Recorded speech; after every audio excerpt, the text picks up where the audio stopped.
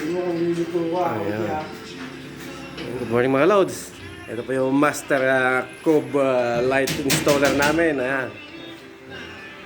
Ayan po yung engineer assistant.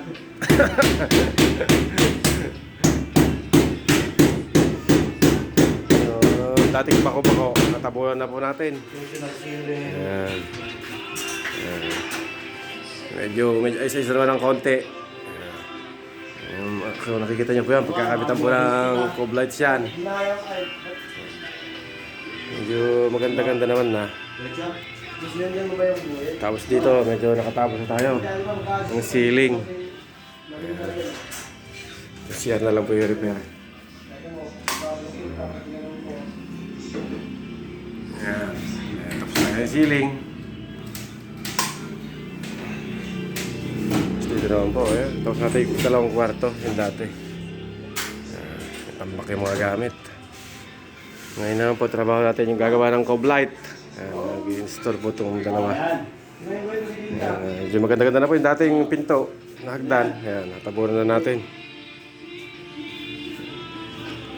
Lutoan naman namin. Ulam kami ng baka. Baka na nalagay sa plastic.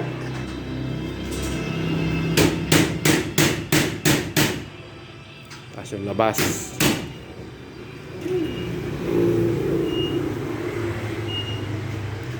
Tapos na po natin yung ceiling. The terrace.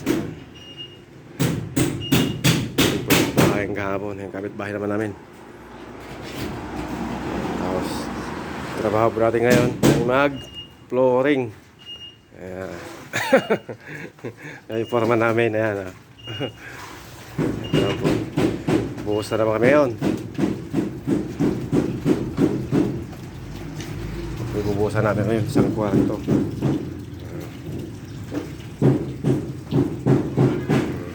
I-open pa po ito nice. Spandrel. Ito ang bubuhusan natin ngayon. Pagkatapos po yan, ito naman po itong area na to. Hindi mo tabi-tabing trabaho po Tapos pinaka-dirty kitchen nila to Papalitadahan po yan. Tsaka gagawa po ng lababo dito. Yung area po na yan. Yan, malaki-laking trabaho po. Ayan, kasi semento yung po lahat yan. Yan doon, malabas. Terrace.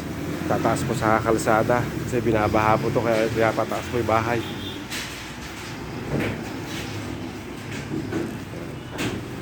Hindi po yan sa tambak na kahoy sa harap nila. Saka babaguhin po yung pinaka-gate. Saka ito sisimentohin natin ulit. Saka ito babakuhan natin panibago. Kasi luma na po yung bakod. Ganda-ganda naman po medyo malong-long na natapos.